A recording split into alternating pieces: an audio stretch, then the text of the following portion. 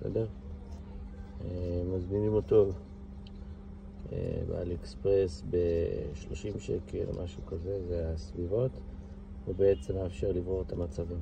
עכשיו, בסרטונים שאתם תראו, נגיד ביוטיוב, לעשות החלפה לברור המצבים הזה של המזגן, אתם תראו שצריך לפרק את המגירה שליד הנהג, אבל זה כנראה בגלל שזה רכבים לא של הארץ.